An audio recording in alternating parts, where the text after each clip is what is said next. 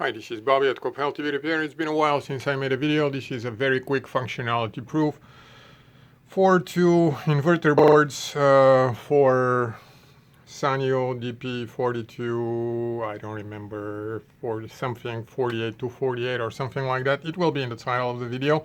Those are substitute boards. The originals are no longer manufactured available. We can use refurbished ones, but those are better brand new replacements. Those have never been used to the best of our knowledge anyway. We have a large amount of them and they have been fully functional. I just want to show, this is the, what is that, the master or the slide? Yeah, this is the master as shown by the letter M here. And pay attention to the data I just put and the very unique way in which it is written. Same thing going down to the slave. Today's date, 10 of March 22. Fairly unique.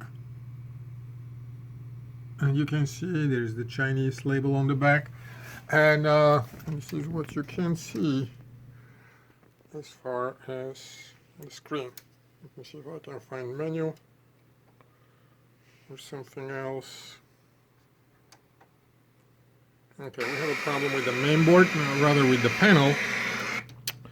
But you can see the inverters are working fine. Again, those are substitutes for the 5051s.